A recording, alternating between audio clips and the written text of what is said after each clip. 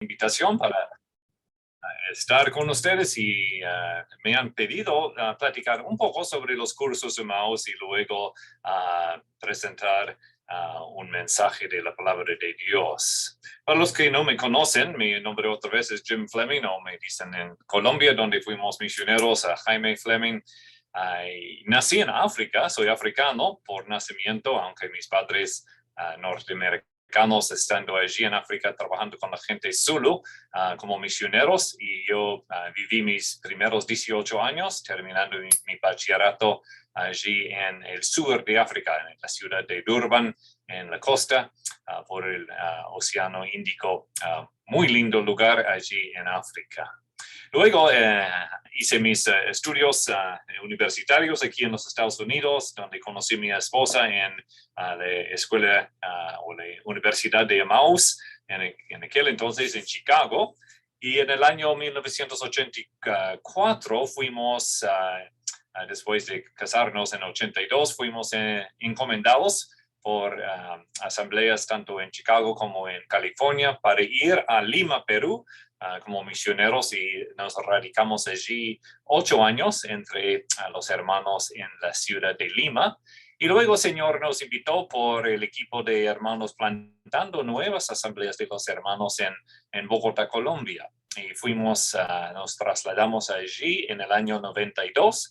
Y allí pasamos 16 años criando a nuestra familia, trabajando entre las asambleas. Cuando llegamos en 92 existían unas 7 asambleas de los hermanos. Cuando salimos en 2008 para venir aquí a Iowa para tomar a tiempo completo la obra internacional de Emmaus, existían 22 asambleas de los hermanos y más han sido plantadas desde entonces. Entonces vivimos 16 años muy, muy buenos en Bogotá. Realmente no era tanto para plantar asambleas, que era la llamada nuestra, más bien para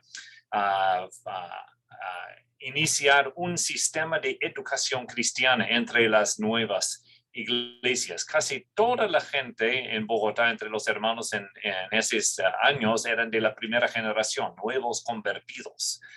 Entonces sabían muy poco de la palabra.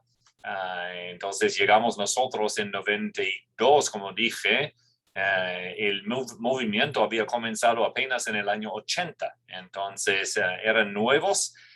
Y durante los años, entonces, comenzamos diferentes niveles de estudios, un instituto nocturno, luego a otro nivel con 1 año o 3 años de estudio, otra vez nocturno o sábados, para no sacar la gente de sus trabajos seculares, porque no todos pueden hacer eso. Y luego sigue el ministerio, una vez que la mayoría de los profesores eran colombianos mismos. Entonces preguntamos al Señor, ¿ahora qué? Siempre quisimos seguir el patrón de Pablo y no ser misioneros en un lugar siempre, más bien iniciar el ministerio, enseñar a los nacionales cómo hacerlo y seguir. Y entonces un hermano, Cristian Ramírez, ha asumido la obra. Él fue educado en el seminario Dallas, regresó a Colombia, encomendado desde una asamblea en Dallas, y él ha llevado el ministerio a otro nivel. Y es un instituto muy fundamental y bueno, que sigue hasta hoy en día. Sharon y yo regresamos casi cada año a Colombia para seguir ayudando a los hermanos allí. Pero encima de eso, como ustedes saben, fui invitado para asumir el cargo como director internacional de la Escuela Bíblica Emmaus. Eso quiere decir que hay una oficina principal aquí en Iowa, donde radico ahora.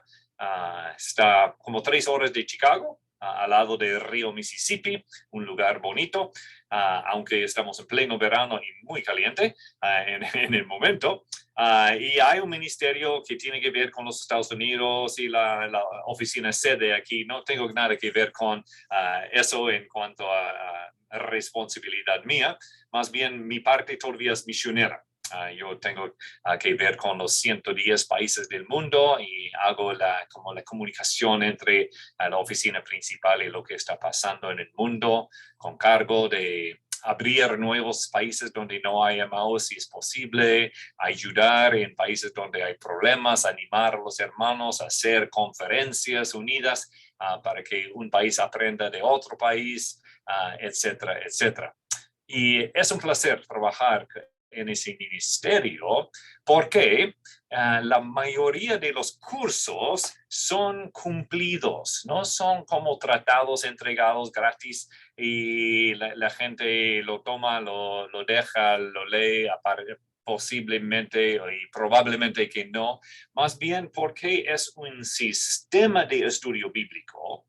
Hay casi 1,5 millones de cursos que salen entre los 110 países del mundo.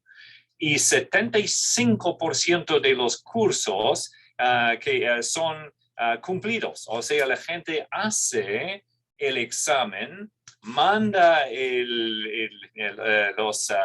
las lecciones para ser corregidas, hacen preguntas, son mentoreadas y eso es lo bonito del ministerio. 75% de los cursos, no solamente leídos, pero llenados, mentoreados, hay crecimiento y realmente es un placer ver a hermanos en tantos países y obviamente cuando no es tiempo de COVID, eso ha causado mucho problema para mi vida y mi ministerio. Yo viajo mucho y conozco los hermanos en los diferentes países y cuánto placer poder participar con mis hermanos, tomando la cena juntos en tantos países y predicando por traducción en muchos idiomas y es bueno. Espero que ustedes estén estudiando los cursos, hermanos. Están disponibles allí en Chile. Y hay muchos diferentes niveles de los cursos. Hay cursos que son para los que no saben casi nada. Ese curso, la Biblia que contiene para ti, realmente es para el nuevo o el escéptico aún. ¿Por qué confiar en la Biblia? ¿Por qué leer la Biblia? ¿Por qué me importa leer? ¿Por qué me interesa la Biblia? Y estudiando ese curso con alguien en la universidad, una vez a la semana, a la hora del almuerzo, o las mujeres en casa invitando a sus vecinas para tomar un cafecito en casa y hacer una lección por semana, sería fascinante para esas personas. La mayoría de la gente, aunque dude de lo que es la Biblia, dice que es una fábula, no es cierto nomás, al preguntarles, ¿ustedes quieren saber lo que es y por qué vale? Dirían que sí, aún por amistad, ¿no? Hacer un estudio así. Y la gente que tiene algo de interés, el Espíritu Santo moviendo un poco en su corazón, va a mostrar interés. Entonces, uno puede seguir a otro curso, como es ese curso evangelístico, El Hombre Más Grande, y presentarles a Cristo. O ese curso, Encuentros con el Rey siendo Jesús. 6 lecciones sencillas en las cuales 3 hombres encuentran a Jesús y dicen no. 3 otros hombres dicen sí. Entonces el mensaje es muy claro. ¿Cuál sería tu reacción? Y otra vez yo he visto tanto el uso de ese curso para evangelizar gente, tanto en grupo, en escuela dominical, en grupo de jóvenes, pero también, como digo, en esos encuentros uno a uno. Tú dices, muchos dicen, yo no evangelizo porque no sé qué hacer. Necesito hacer un curso grande de evangelismo explosivo, algo así. Yo digo que no. Solamente necesitas 2 de esos libritos e invitar a tu vecino, a tu colega en la fábrica o en la universidad para almorzar una vez o tomar un cafecito una vez a la semana y 6 semanas nomás. E invitarle la hamburguesa y va a aceptar por amistad y demora como 15 minutos leer la lección, 15 minutos para hacer las preguntas, y entonces las preguntas surgen conversación, y tú sales después de 25 minutos glorificando a Dios. Yo he evangelizado a alguien seriamente. Y la persona tiene interés y la semana entrante regresa y compra otro almuerzo para tu amigo y leen la lección 2 juntos, un párrafo tú, otro párrafo él, etc. Y contestan otra vez las preguntas. Y puede guiarle a entender por qué tal pregunta es correcta y la otra no es. Y contesta sus dudas, etc. Y muy a menudo, durante las 6 semanas de estudiar ese curso, la persona llega a conocer a Cristo. O rechaza a Cristo. Pero aunque rechace a Cristo, ustedes ya son amigos.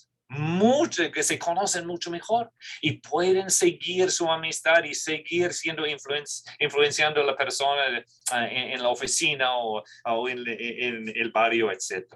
Entonces hay cursos así para evangelizar a personas. Luego, entonces, la persona llega a conocer a Cristo y entonces, ¿qué hacer? Y hay otros cursos que les introduce a la Biblia. Aquí la historia de Rey, un recorrido desde Génesis a Apocalipsis presentando a Jesús. Fascinante curso y aún está en forma de video. Se puede seguir el texto en forma de visual por el YouTube. Y luego, entonces, la persona conoce a Cristo. ¿Qué hacer? Entonces, el católico ha sido bautizado, pero tú presentas a uno como necesitando hacer pasos de obediencia, como es congregarse y ser bautizado. Entonces, ¿debo ser bautizado? Dice el ex católico. Y entonces, en vez de solamente argumentar, pasar por 12 lecciones en que se puede mostrar otra vez lo que es la salvación, la seguridad de salvación, la necesidad de testificar para Cristo, temas muy prácticos. Y es algo psicológico para el amigo. Cuando hace un curso y lee la Biblia, y eso es obviamente el poder. El poder no está aquí. El poder está en la palabra de Dios. Pero aquí están los pasajes para buscar y entonces la persona misma lee los pasajes. Tú haces preguntas sobre los versículos. ¿Qué quiere decir? ¿No? Etcétera. Y entonces entiende. Y entonces no es tu opinión, que puede ser dudosa para la persona porque es su amigo nomás, pero cuando es algo de un autor, es serio, entonces eso es donde va ayudando a la persona a crecer. Luego, para ustedes que conocen mucho, que ya han estado en los pasos del Señor por muchos años, pero quieren saber más, hay un excelente curso aquí que se llama Descubriendo el Estudio Bíblico. La mayoría de nosotros tenemos tiempo devocional cada día. Leemos un pasaje, pensamos en el mensaje, buscamos una promesa, buscamos algo para cambiar en nuestras vidas de acuerdo con la palabra, pero allí queda. Vamos a la iglesia cada domingo, escuchamos miles de sermones dentro de nuestras vidas, pero realmente nunca es mi estudio.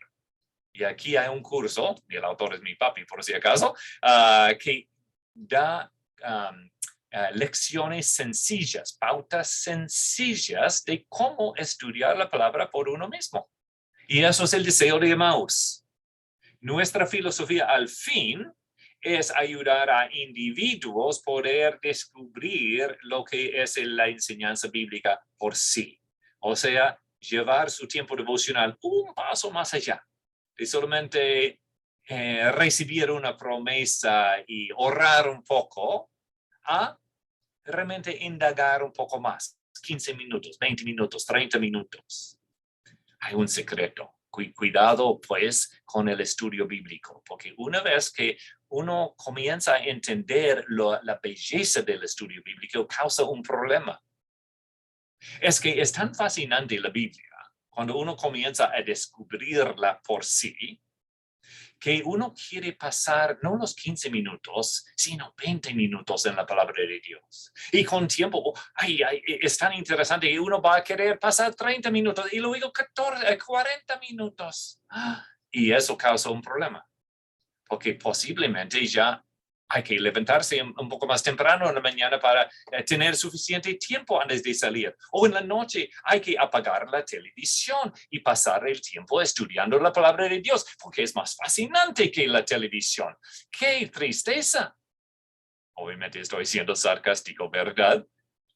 En el sentido bueno, pero eso es la realidad. Yo digo a los jóvenes, si quieren algo impresionante, algo fascinante, en la Biblia hay más violencia y guerras y escándalos que hay en la televisión, pero escritas por Dios para enseñarnos las pautas buenas, las lecciones edificantes. Entonces, nosotros debemos buscar lo de la Biblia. La profecía. Hay libros difíciles como es el libro de Daniel y Apocalipsis, pero tenemos cursos para ayudarles en eso. Indagar profundamente. ¿No? Algunos de ustedes ya tienen matrimonios que son un poco secos, entonces, ¿por qué no estudiar algo en grupo de parejas o como pareja unida? No, hombre, ¿por qué no pides a tus señoras salir una vez a la semana por 12 semanas para tomar un Coca-Cola viernes por la noche o llevarle para almorzar en un rinconcito allí los sábados y estudiar ese curso? Wow, eso va a comenzar una chispa en su matrimonio otra vez, prestando atención a ella, guiándole, liderándole espiritualmente, mostrando interés, buscando mejorar su comunicación y su relación y su conocimiento el uno del otro, escuchando sus dudas y abriendo su corazón como hombre, que tú también tienes necesidades y no eres perfecto. Por si acaso ella ya sabe que no eres perfecto, pero ella tampoco. Entonces estamos en lo mismo y podemos ayudarnos. ¿Y quién mejor que la pareja misma? Porque si la pareja está firme en las cosas del Señor, la familia está bien. Y si la familia está bien y hay 20 familias unidas, entonces hay una buena iglesia local. Y todo inicia con el estudio de la palabra. La mayoría van a decir, pero no hay tiempo. Yo sé que no hay tiempo. Pero todos tenemos 24 horas en el día y decidimos qué hacer con nuestro tiempo. Y lo difícil de nuestra generación es que nuestros horarios están hasta full con tantas cosas para hacer y las sociedades nuestras ofrecen tantas buenas cosas para hacer, ¿no? El fútbol para los niños y las clases de eso y música y más reuniones en la iglesia y tales cosas que hay que decidir. No, ¿cómo voy a usar mi tiempo? ¿Qué quiere el Señor que yo haga con mi tiempo? Bueno, si quiere otro curso muy fascinante para los duros en Cristo, es seguro, sí, salvo y seguro. Esos fascinantes cursos sobre la seguridad de salvación, que muestra la doctrina de salvación, que ayuda a uno a entender su salvación y querer pasar el mensaje a otros. Y así seguimos. Si quieres un curso difícil, traza bien la palabra de la verdad. Aquí hay 2 lecciones que va a causar a la mente realmente estirarse. Ahí está, ¿no? Es delgadito, pero el material es fascinante y duradito. Entonces ya, hay un poco para todos. Animo a los ancianos, los líderes en la iglesia, iniciar un sistema de realmente un ministerio Emmaus en la iglesia si no lo tiene, donde tal como la escuela dominical es un ministerio, mujeres otro ministerio, jóvenes otro ministerio, Emmaus sea otro ministerio, con un comité que lo maneja. Y entonces cada domingo, tal como la escuela dominical existe, entonces también la escuela Emmaus está allí en una mesita al entrar la capilla, donde los cursos están al alcance de la gente y donde los responsables están animando a los alumnos que son inscritos. Y se da cuenta que fulano tal, que, hey Juan, ¿cómo va con tu curso? María, gracias María por entregar tu examen, aquí está el próximo curso. Y entonces seguir estudiando, animando a cada uno, siempre, poco a poco, paulatinamente, seguir estudiando otro curso. En español hay como 65 cursos. Si hacen 4 por año, tienen material para 15 años. Y si después de 15 años, bueno, después de 15 años ustedes van a ver grandes cambios en su vida en cuanto a su conocimiento de Dios, su amor para con Dios y para con los demás. Bien, suficiente sobre Emmaus y gracias a don Luis y don Patricio y otros que ayudan con el ministerio allí en Chile. Si ustedes abren sus fronteras y me invitan con mucho gozo y gusto, regreso para visitarles allí. Vamos a orar. Padre, en esta mañana te damos gracias por la persona de nuestro Señor Jesucristo, nuestro Salvador, quien nos cuida, quien nos guarda, quien viene otra vez para llevarnos a tu santa presencia. Gracias por el Espíritu Santo, quien mora en nosotros y por su ministerio entre nosotros, enseñándonos, tocando nuestra conciencia cuando estamos siendo tentados, quien nos abre siempre la puerta de salida en el momento de tentación, quien nos consuela, quien nos guía a la verdad. Y esta mañana pedimos que por el Espíritu de nuestro Dios entendamos tu palabra, que aceptemos tu verdad, que nosotros seamos cambiados por tu palabra en la forma práctica, tanto como tú cambias nuestros espíritus, que también nuestras almas sean más y más santificados a la imagen de Cristo, para que nuestros cuerpos sirvan más y más en forma práctica el uno al otro, porque servirnos es servir a Cristo. Pedimos eso en el nombre de Jesús. Amén. Muy bien, yo sé que ustedes tienen sus Biblias consigo, entonces abren sus Biblias en la segunda carta a los Corintios, por favor. La segunda carta a los Corintios. Yo tengo cinco mensajes que resumen segunda a los Corintios, que es un libro que realmente no es estudiado con mucha frecuencia. Hay muchos pasajes famosos, versículos, lemas allí, bien conocidos.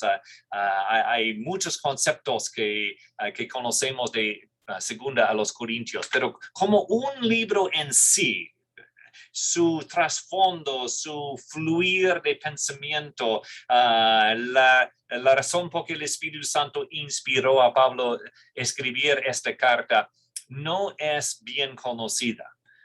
Siempre estamos en primera a los Corintios sobre los problemas que existían en la iglesia allí en esa famosa ciudad, y ustedes conocen dónde la ciudad que existe hasta hoy en día. Hace unos años estuve en Corinto y yo predicaba en la asamblea de los hermanos que existe allí. Y era fascinante. Yo pensaba, aquí estoy yo predicando donde Pablo predicaba. Y la agora, como la plaza central donde Pablo predicaba, existe allí hoy en día. Es una zona turística, obviamente, y es fascinante estar allí y andar donde Pablo anduvo. Y la iglesia era una iglesia fuerte, una iglesia con mucho ventaja. Pablo habla de eso en la primera carta. Una iglesia con mucha cultura y con mucha influencia del mundo que también tenía bastantes problemas. Y Pablo escribe en la primera carta respuestas sobre algunas de sus dudas y también algunas explicaciones de cómo arreglar los problemas y los pecados que existían en la iglesia. Aparentemente, él había escrito otra carta entre las dos que tenemos en la Biblia, pero aparentemente no fue inspirada, aunque probablemente tenía buenos consejos, etc.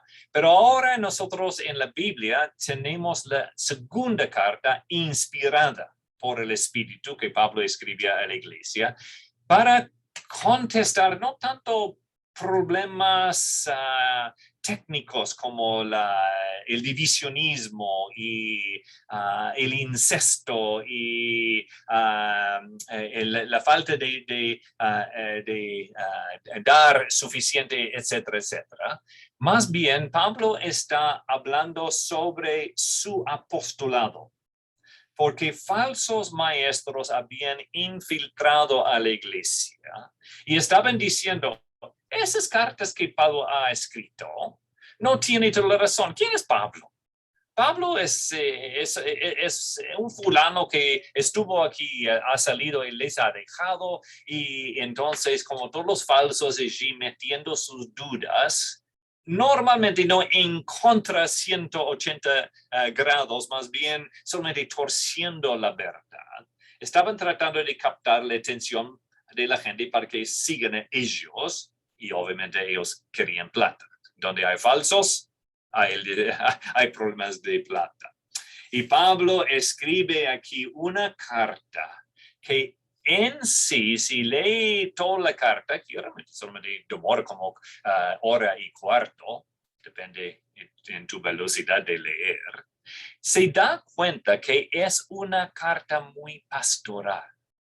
Pablo está diciendo, es cierto, nosotros no somos nadie en nosotros. Somos apenas siervos de Jesucristo, pero enviados por Dios a ustedes para ayudarles. Y luego nuestras cartas enviadas, inspiradas por el Espíritu para ayudarles.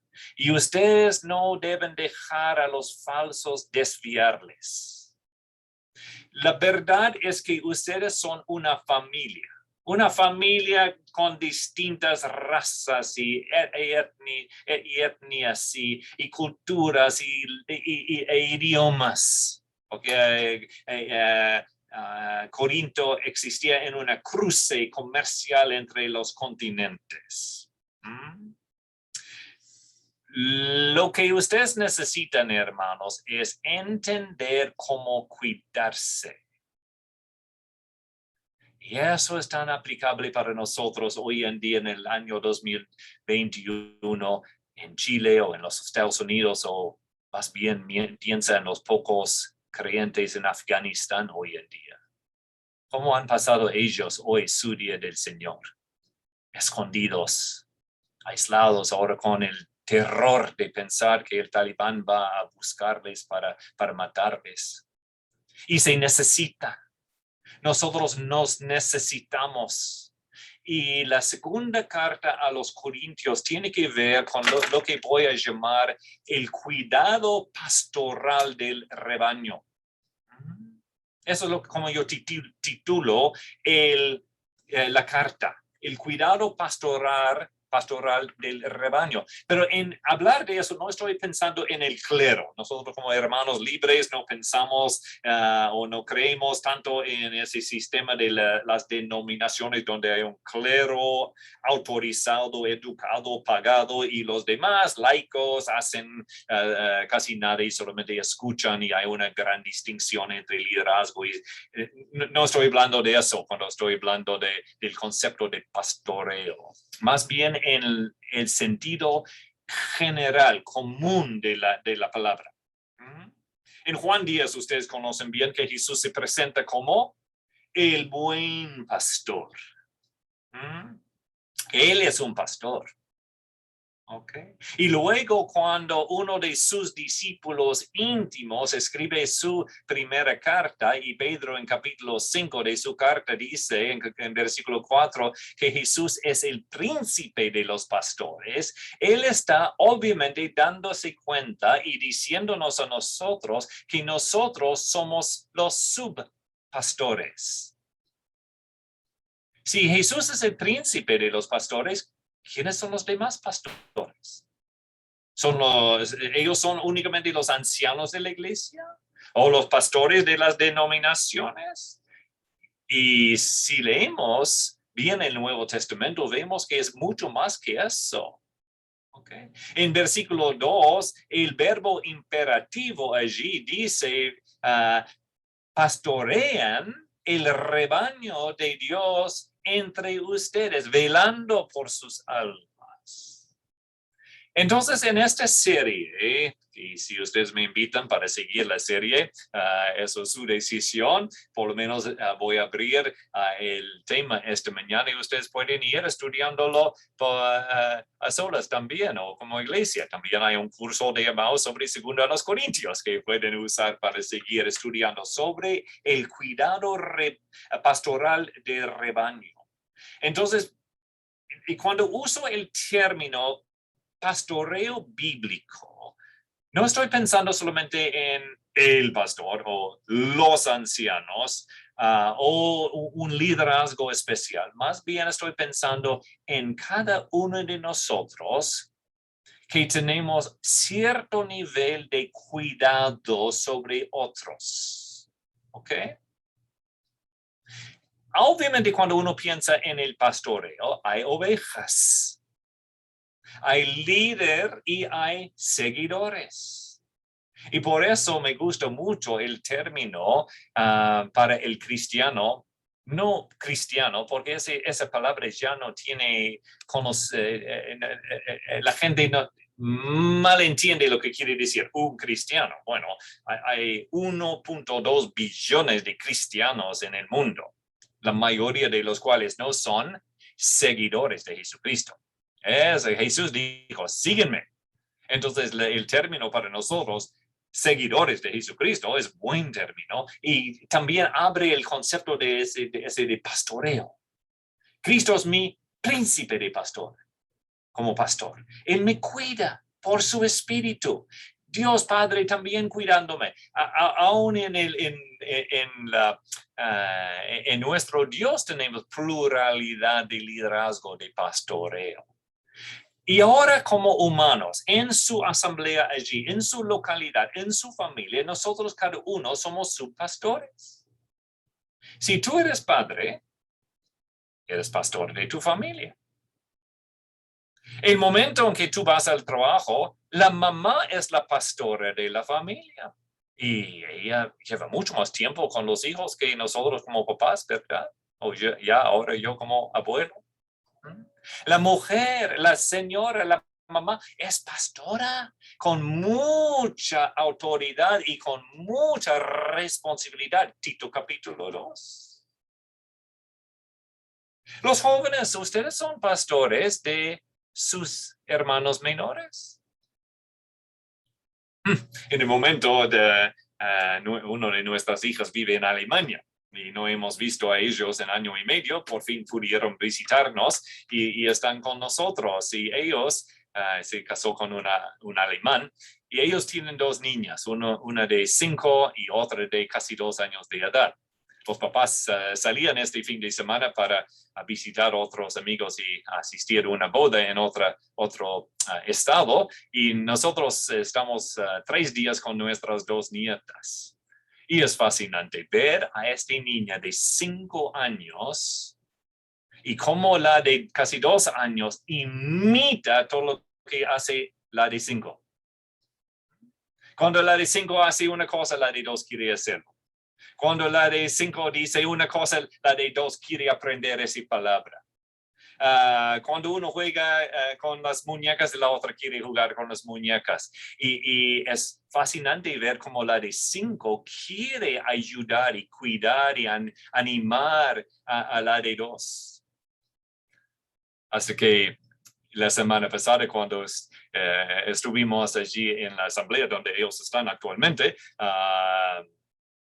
y la niña de 5 estaba en su clase de escuela dominical, la maestra nos contó eso después, escuchó a un bebé llorando y pensaba que era su hermanita. Y se levantó y dijo, mi hermana me necesita. Y la maestra pensaba que era tan linda el cuidado, ese corazón pastoral que tiene una niña de apenas 5 años cuidando a su hija, su hermanita. El punto entonces es obvio. Todos somos pastores. Todos tenemos la autoridad y la responsabilidad de cuidar a otros. Hasta nuestra niña de 5 años de edad. Entonces, yo quiero ir a capítulo 1 y 2 esta mañana. Yo sé que en media hora no voy a indagarme mucho en 2 capítulos de esta carta, pero quiero ver el tema de el cuidado pastoral se inicia con la integridad personal. Porque para ser una influencia, para ser un guía, sea líder en la iglesia, mamá en la casa, hombre en la fábrica, niña cuidando a su hermanita, requiere integridad. ¿Cómo somos como personas? ¿Cómo ha cambiado Cristo mi vida? ¿Soy más santificado que hace un año? ¿Soy un buen ejemplo? Nunca perfectos, por supuesto, pero vamos a ver 4 pautas, 4 puntos, 4 preceptos aquí sobre cómo es ser una influencia, un guía, un pastor bíblico a todo nivel para ayudar a otros. Número 1, aquí en capítulo 1, la integridad de la comunión del sufrimiento con los demás. Bueno, eso suena un poco duro. La integridad de la comunión del sufrimiento con los demás. Bueno, es que Pablo había sufrido mucho, ¿no? Y los corintios estaban sufriendo un poco también. Y Pablo está diciendo, mostrándoles aquí en versículos 1 al 11, que nosotros hemos sufrido más que ustedes, hermanos. Y por supuesto, luego, como en el capítulo 11, muestra todos sus sufrimientos, todo lo que ha pasado por llevar el evangelio a las demás regiones también. Pero aquí mismo está hablando de sufrimiento. ¿Okay? En otros conceptos más sencillos, el término la integridad de la comunión del sufrimiento con los demás dice, básicamente, todos estamos en lo mismo.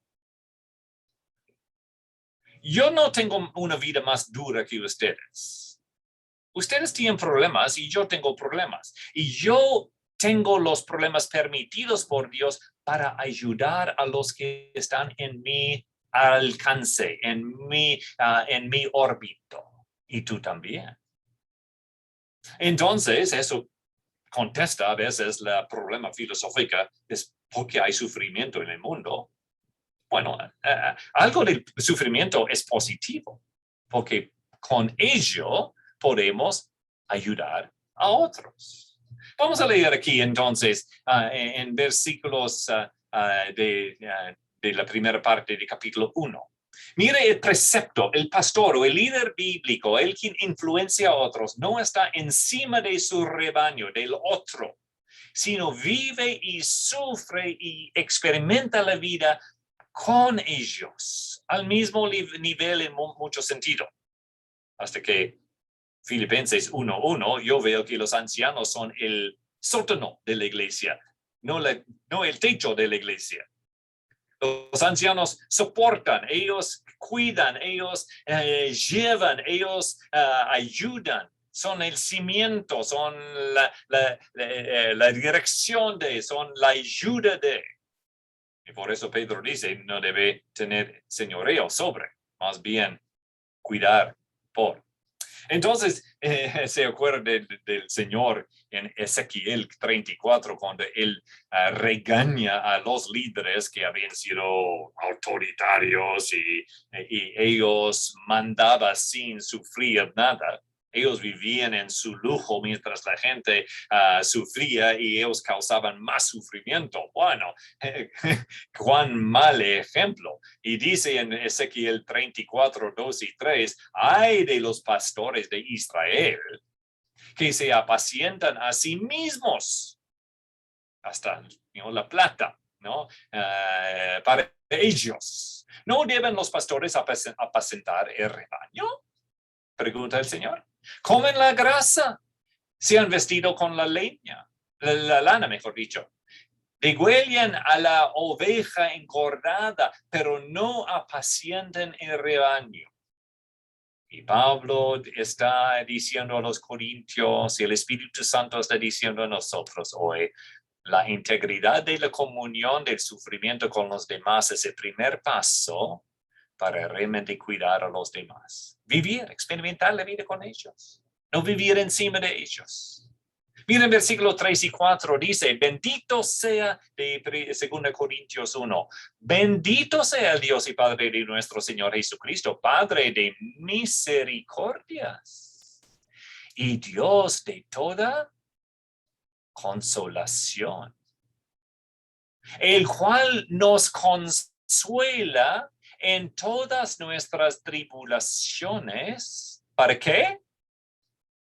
También nosotros podamos consolar a los que están en cualquier aflicción, dándoles el consuelo con que nosotros mismos somos consolados por Dios. Lindo, ¿no? Por eso llevamos nuestro tiempo devocional cada día para ser ayudado, consolado, apoyado por la palabra, por la relación con Cristo. Cuán íntima y maravillosa es esa relación.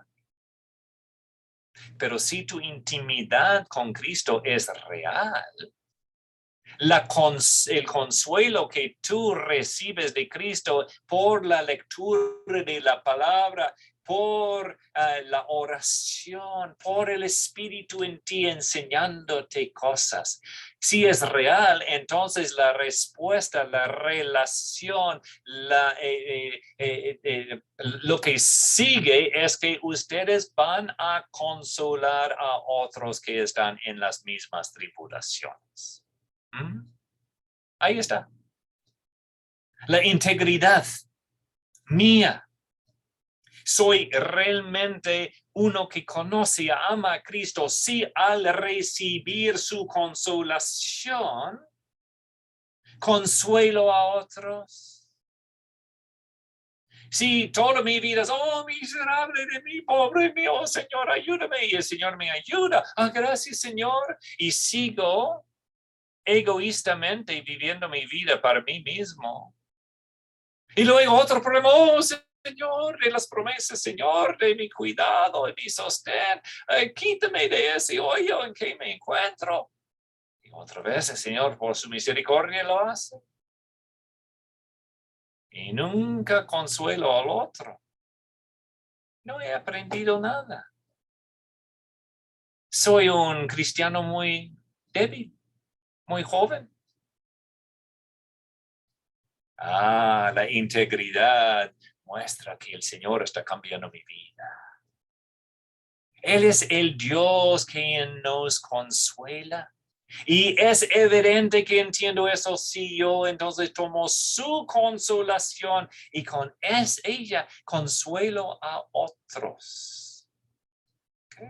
El pastor bíblico, el pastor a cada nivel, nosotros somos las manos del Señor en este mundo. Él no tiene otras manos para sacar la oveja del hoyo. Él usa nuestras manos. Imagina una iglesia de 50 hermanos o 100 hermanos donde cada uno está buscando el bien del otro. Hermano, ¿te pareces un poco deprimido hoy? Hermanas, ¿no tienes la chispa hoy? ¿Qué pasa en tu vida? ¿Que te puedo ayudar? ¿Puedo orar con usted? Nosotros tenemos 2 o 3 hermanos en nuestra asamblea aquí en Dubuque, en Iowa, y yo los veo orando después del culto con diferentes personas. Unas oraciones cortas. Pero, y la semana pasada es un anciano en la iglesia, se acercó a mi señora y dijo, Sharon, entiendo que tienes un problema de salud. Déjame orar por ti. Y oró 30 segundos. Wow, pero qué alivio, qué consolación recibió mi señora por la atención de uno de los ancianos en la iglesia sobre una necesidad práctica.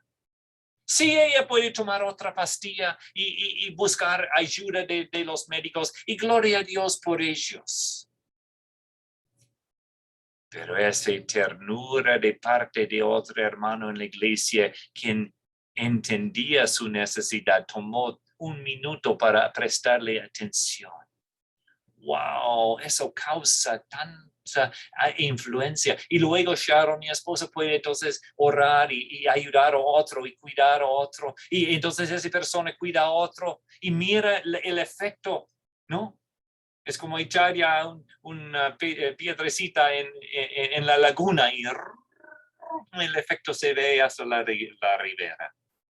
Mira el versículo 5, porque así como los sufrimientos de Cristo son nuestros en abundancia, no corran de ellos. Un hermano, una hermana fiel va a entender algo de los sufrimientos de Cristo. Si no estamos sufriendo de ninguna manera por presiones del mundo, por no poder hacer lo que el mundo hace, etcétera, etcétera, entonces realmente estamos siguiendo el mundo. Si nosotros miramos por televisión las mismas cosas que el mundo mira, somos carnales. Si nosotros hablamos en la misma forma, etcétera, etcétera, usted entiende, ¿no? Si nosotros nos portamos como creyentes en el trabajo, a veces vamos a sufrir, no vamos a recibir el aumento, etcétera, porque la gente está en contra de nosotros. Está bien, versículo 5, los sufrimientos de Cristo son nuestros. En abundancia. Así también abunda nuestro consuelo por medio de Cristo. ¡Ja!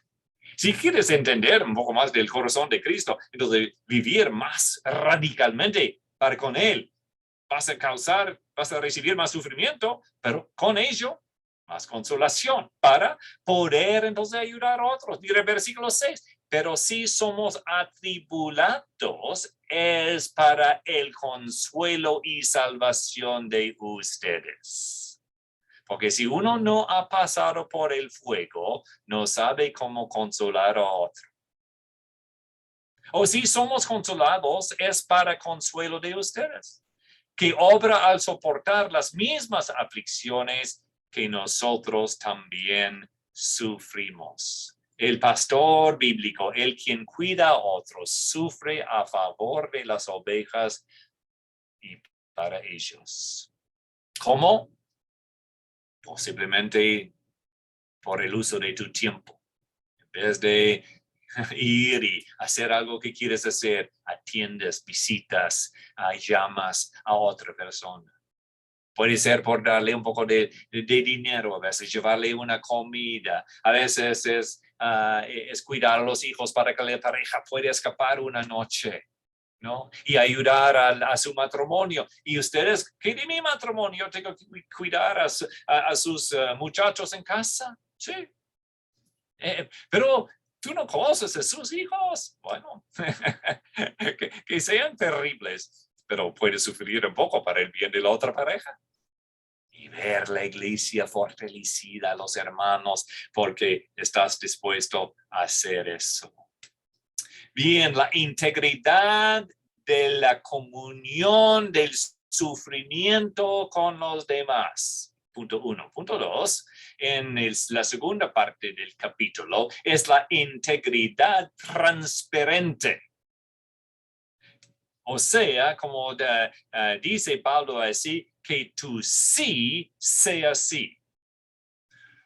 Ok, yo no soy latino y en ninguna forma quiero criticar la cultura latina, pero viví 24 años, tanto en el Perú, 8 años, en Colombia, 16 años, y hay algo en la cultura peruana y colombiana que de repente no existe en la cultura chilena. Y es que es muy difícil para ustedes decir no. Y eso suena lindo, hasta que se encuentra un problema. Si yo te invito para charlar mañana a las 10 de la mañana, Y tú dices, sí, sabiendo que tienes otra cita con otra persona a las 10 de la mañana. Pero es imposible para ti decir no. ¿Es bueno o no es bueno? Y Pablo está diciendo a los corintios y a cuál cultura en la iglesia. Bueno, a todas las culturas, porque existía en esa iglesia judíos y griegos y romanos y bárbaros y africanos, todos estaban allí. Entonces no es una cuestión cultural, más bien es un precepto de cuidar a otros. Y el segundo punto que Pablo introduce aquí en la integridad de ser una buena influencia, ser persona que cuida a otros, es que tú sí sea sí y tú no sea no. ¿Okay? Mira lo que dice aquí en versículo 12, porque nuestra satisfacción es esta, el testimonio de nuestra conciencia, que en la santidad y en la sinceridad que viene de Dios, admite que a veces nunca la santidad es de uno, es de Dios, la sinceridad viene de Dios, no es propia tampoco. No en sabiduría carnal, sino en la gracia de Dios, nos hemos conducido en el mundo y especialmente hacia ustedes. Pablo está diciendo, nosotros fuimos íntegros entre ustedes. Nosotros llevamos buen ejemplo entre ustedes. Los falsos están maldiciéndonos, están tratando de romper la relación entre ustedes y nosotros por decir cosas malas de nosotros. Pero hermanos, reflejen. Cuando estuvimos entre ustedes, ¿cómo nos portamos? Realmente. Y entonces abajo el versículo 17 dice, por tanto, cuando me propuse esto, porque Pablo había dicho en la primera carta, voy a regresar a verles.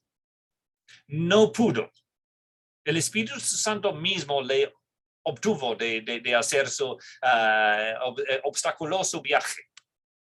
Y entonces los hermanos, los falsos, estaban diciendo, mira, él es mentiroso, prometió venir y no ha venido. Pablo está explicando que, mira, a veces las circunstancias están fuera de nuestro control. Y en mi caso, el mismo Espíritu Santo no me dejó venir. Entonces, no es mi falta de integridad. Y entonces realmente mi deseo era así. La realidad no fue posible y eso es la explicación. ¿Okay? Entonces dice, por tanto, versículo 17, me propuse esto, ¿acaso obré precipitadamente? ¿O lo que me lo propongo conforme a la carne? Para que en mí haya al mismo tiempo el sí, sí, y el no, no. Pero Dios es fiel. Nuestra palabra a ustedes no es sí y no. No es que yo he cambiado y yo soy mentiroso y yo soy fluctuante. Más bien, dice versículo 19, el Hijo de Dios Jesucristo que fue predicado entre ustedes por nosotros, por mí, Silvano y Timoteo, no fue sí y no, sino que ha sido sí en él. Pues tantas como sean las promesas de Dios, en él todas son sí. Por eso también, por medio de él, es nuestro amén para la gloria de Dios por medio de nosotros. Ahora bien, el que nos confirma con ustedes en Cristo y el que nos ungió es Dios, quien también nos selló y nos dio el Espíritu en nuestro corazón como garantía. Conocemos esos dos versículos, esa promesa, esa verdad, esa doctrina tan linda. Pero mire el contexto. Pablo está diciendo a nosotros, hermanos, hermanas, los que tienen influencia sobre otros, si quieren ser de buena influencia, tienen que ser francos, honestos, constantes. No dejar a las situaciones causar incertidumbre, inconsistencia consistencia. Es palabra dura, pero a veces mentimos para ser buena gente, para evitar usar la palabra no. Decimos una cosa y preferimos mentir después para cubrir nuestras pisadas que al principio solamente decir la verdad. Hermano, no puedo hacer eso. O ir a la persona y decir, mira, hermano, eso no debe ser así. Hermana, tú debes cuidarte en eso. La transparencia es precepto bíblico. Obviamente, si quieres que los otros sean transparentes, el quien tiene influencia, el pastor bíblico, tiene que ser transparente. Que tú sí sea sí, que tú no sea no. Y Pablo habla de eso en otros pasajes también. Santiago dice en Santiago 1:12, que vuestro sí sea sí, vuestro no sea no, para que no caigáis en condenación. Y él era experto, seguramente, siendo el medio hermano de Jesucristo, en estafar, en decir medias verdades, ¿no? Hubiera sido difícil ser el medio hermano viviendo en casa con el perfecto, como jóvenes, como niños. Eso es una buena lección, hermanos. Número 3, y tenemos que correr aquí, tenemos apenas 10 minutos. En capítulo 2, 2 preceptos más. Número 3, la integridad de perdonar y restaurar. Si quiere ser buena influencia sobre su hermanito menor, esposo con la esposa, esposa con el esposo, anciano con los de la iglesia, líder del comité de jóvenes con sus jóvenes. Hay que aprender esta lección que Pablo dice a los corintios, mira, nosotros fuimos así con ustedes, así ahora ustedes deben ser así con los demás. Aprender la integridad de perdonar y restaurar. Obviamente hay el famoso versículo en Gálatas 6:1 que habla de eso. Okay. El contexto aquí de capítulo 2 es algo que no es tan conocido. Está referente al hermano que causó tanto problema en 1 Corintios 5. Su pecado era tan horrible y duro que tenía que ser excomulgado de la iglesia. El punto de la excomulgación es deshacernos del problema. No. El punto de la excomulgación en cuanto a los pecados horríficos en la asamblea o a veces en la familia íntima. A veces hay que pedir a los jóvenes, a los adultos menores salir de la casa por vivir en una vida pecaminosa sin arrepentimiento. ¿Cuál es el punto? El propósito es la restauración. Y aparentemente ese hermano se había arrepentido, se había regresado, estaba otra vez y estaba buscando unidad con los hermanos otra vez, perdóname. Y los falsos estaban, no, ese hermano ya pecó, fuera, no tenemos nada que ver con él otra vez. Y Pablo está escribiendo aquí a los corintios diciendo, hermanos, si Cristo ha muerto por nosotros y nos ha perdonado a nosotros, hay que perdonar al quien ha sido restaurado por el Señor. Ese asunto de disciplina en la familia, en el matrimonio, en la iglesia, en la sociedad, no es tan fácil. ¿Okay? El precepto se encuentra allí en versículo 7, mira, de capítulo 2. Así que por el contrario, ustedes más bien debieran perdonarlo y consolarlo. No sea que en alguna manera éste sea abrumado por tanta tristeza.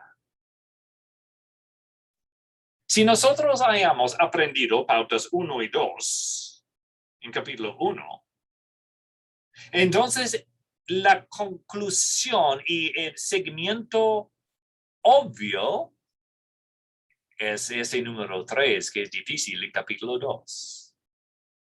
Noten en el versículo 4 la emoción de Pablo para con ellos. Pues por la mucha aflicción y angustia de corazón nos escribí con muchas lágrimas, no para entristecerlos, sino para que conozcan el amor que tengo especialmente por ustedes. Mira la transparencia, punto 2, del corazón de Pablo.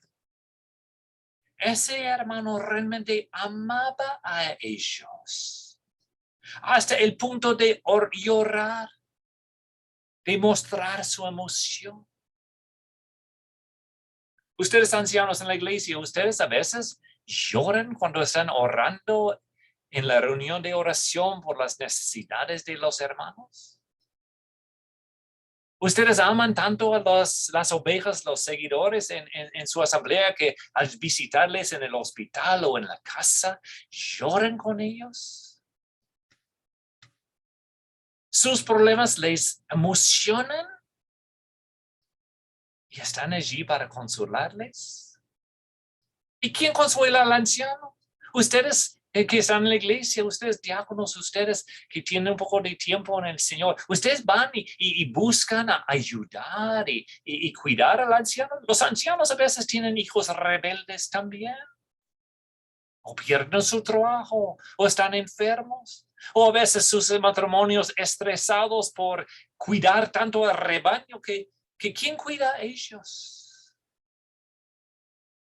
Mire, hermanos, el punto de 2 Corintios es que nos cuidemos, que nos amemos, que aprendamos esas pautas. Y Pablo está diciendo aquí, ese hermano sí pecó gravemente, pero ha sido restaurado por el Señor. Y ahora yo estoy llorando para que ustedes puedan ayudarle a él. En versículo 5, es cierto que el acusado causó mucho dolor, tristeza, dice en versículo 6, pero ahora es suficiente para tal persona este castigo. Es tiempo restaurarle. Porque el castigo de excomulgar a una persona es para que estén fuera de la comunión y eso arranca en ellos, inicia en ellos un deseo de regresar y estar otra vez en la seguridad del rebaño, en la seguridad de la congregación, estar con los hermanos. Y cuando hay esa actitud que incluye arrepentimiento y el deseo de restaurar tanto como es posible el daño que ha causado, nosotros, Gálatas 6:1, 2 Corintios capítulo 2, entonces debemos ayudar a esa persona, pasar los pasos de restauración, poner las pautas, poner los puntos y los diferentes pasos de arreglar, de buscar el perdón, de arreglar la situación, etc. Y recibirle otra vez en comunión con nosotros. Mira, versículo 10, pero a quien perdonen algo, yo también lo perdono, dice el apóstol. Porque en verdad lo que yo he perdonado, si algo he perdonado, lo hice por ustedes en presencia de Cristo, para que Satanás no tome ventaja. Lo hice por ustedes en presencia de Cristo, para que Satanás no tome ventaja sobre nosotros, pues no ignoramos sus planes. Como dice Pablo en otro pasaje, si hemos sido perdonados por Cristo, no podemos perdonar a los demás. Mira cuánto he sido perdonado, Jaime, en relación con Cristo y por Cristo. Yo no tengo tiempo para darles la lista de los problemas y los pecados de mi vida. pero perdonado. Ahora vienen siendo un hermano de influencia en mi iglesia, en mi familia, en mi comunidad, y alguien peca contra mí o contra la congregación y estoy allí para restaurar. La comparación de lo que Cristo me ha perdonado con la necesidad de perdonar al otro es increíblemente diferente. Es mucho menor. No podemos perdonar a otros si hemos recibido el perdón de Cristo. Eso es pauta 3. Y para terminar, el pauta 4, en cuanto a ese tema de la integridad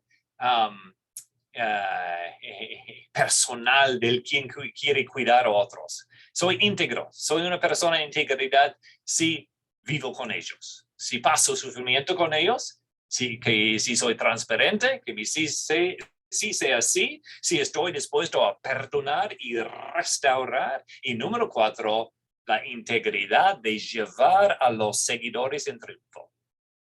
Versículos 12 al 17. Ustedes conocen algunos de esos versículos de memoria, porque son de mucho ánimo. El punto, el precepto aquí, versículo 14, es, pero gracias a Dios que en Cristo siempre nos lleva en triunfo. ¿Cuántos de ustedes son triunfantes esta mañana? Cuando vamos al Perú en la década 80, los pobres peruanos habían pasado décadas, hasta siglos de problemas. Los españoles y luego los dictadores y luego los terroristas y hoy, pues, si ustedes conocen algo de la historia del pobre Perú. Y la gente realmente deprimida. Y uno entraba hasta en la asamblea de los hermanos y, hola hermano, ¿cómo estás hoy? Más o menos. Bueno, yo entiendo y tengo compasión con mis hermanos. Gloria a Dios, cuando uno va a Perú hoy en día es completamente diferente. Ya tienen con la confianza y han aprendido lo que es lo que tienen en Cristo, ¿no? Nos lleva en triunfo, dice la Biblia, y que por medio de nosotros manifiesta la fragancia de su conocimiento en todo lugar. ¿Por medio de quiénes? Ustedes. Hermanos, yo he vivido muchos años en el ministerio. Conozco más de 125 países del mundo y los hermanos en casi cada país. Y algo que me enoja, estoy hasta aquí con eso, es negativismo. Mensajes negativos. No deben ser, no deben ser.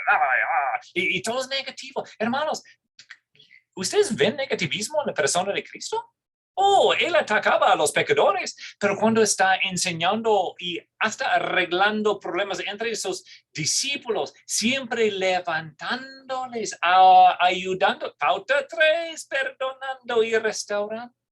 Pauta 4, llevando a los seguidores en triunfo, buscando el bien en sus vidas, animándoles. Ancianos, ustedes paran en la iglesia para tocar a los niños y decir, hola, hola, y conocer sus nombres, llamarles por nombre y posiblemente jugar un poco de fútbol con ellos y con los jóvenes y llamarles para charlar, ¿cómo vas, joven, en tus estudios y cuáles son tus intereses en la vida? Papás, ¿somos así con nuestros hijos? Estamos diciendo, vivimos en victoria, hemos sido perdonados, hemos sido restaurados por Cristo. Nosotros hemos recibido las miles de bendiciones de la Biblia y ser positivos. Eso no es un positivismo filosófico o de ese índole del poder de pensar positivo y todo eso. Eso es el positivismo de lo que la Biblia nos enseña. Son nosotros en Cristo triunfantes. Es muy fácil bajar a la gente, es muy fácil criticar. Es muy fácil ser negativo. ¿Cuál fulano puede hacer eso? La noticiera es negativa. La política es negativa. La suegra, no voy para allá. Y nosotros debemos ser diferentes. Analiza a las personas con quien quieres charlar. ¿Por qué quieres charlar con cierta gente? Ahorita, después del culto, ustedes van a acercarse a algunos y van a evitar a otros. ¿Por qué? Porque la gente positiva, la gente que tiene el amor de Cristo, quien busca el bien del otro, estar con esa persona es un alivio, es una bendición.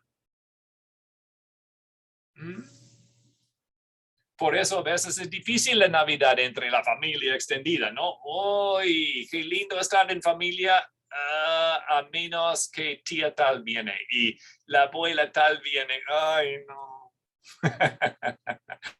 Oh, hermanos, en vez de criticarles a ellos, más bien que seamos nosotros de buena influencia. Nosotros podemos hablar del triunfo que tenemos en Cristo, mostrarles a ellos eso. Mira versículo 15, porque fragante aroma de Cristo somos. ¿Cómo hueles hoy?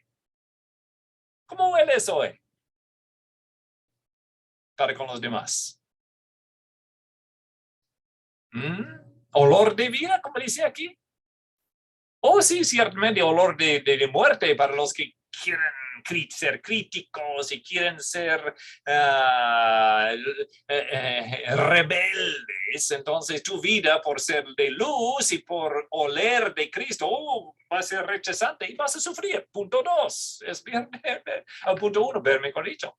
Sí, pero eso no debe quitar nuestro ánimo de ser triunfantes y de predicar el triunfo de Cristo, vivir la vida de aroma suave y bella. Yo estaba mirando algo la otra noche y salió algunos marketing de perfumes, ¿no? Y tiene las lindas modelos allí. Ese olor va a cambiar tu vida. Bueno, nosotros tenemos un olor mucho mejor que cualquier cosa que la industria nos puede producir, ¿verdad? Y él se llama Cristo. Y cuando Cristo infiltra tu vida, cuando Cristo infiltra tu alma, cuando el Espíritu Santo como a rebosarse de ti, como esas aguas de vida refrescantes.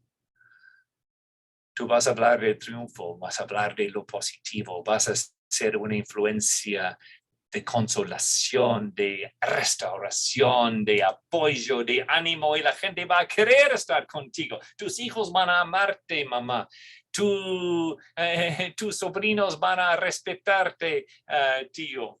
Los congregantes van a ayudarles ancianos. La gente va a querer trabajar en los comités diáconos, porque nosotros somos de buena influencia. Estamos llevando a cabo el pastoreo bíblico en términos correctos, todos, consolándonos, apoyándonos, restaurándonos, aliviándonos, animándonos, siendo positivos en Cristo, mencionando Cristo en mucha conversación, no, dejando el negativismo, la crítica atrás y diciendo al mundo, Cristo te ama, diciendo a los que están en tu cuidado, Cristo te ama y yo te amo también. Bien, tan sencillo, pero tan práctico. Así Pablo amaba a esas personas. Hubiera sido muy fácil para Pablo decir, esos corintios, mira cuánto problema me causan y están criticándome todo el tiempo, y están acusándome, están llamándome mentiroso, y ellos realmente estaban diciendo malas cosas contra Pablo. En su carne tenía toda razón para solamente echarles al lado, pero no lo hace eso. Más bien manda una carta de amor para ayudarles a poder seguir su ejemplo y amar a otros. Que el Señor les bendiga. Muchas gracias. Vamos a orar.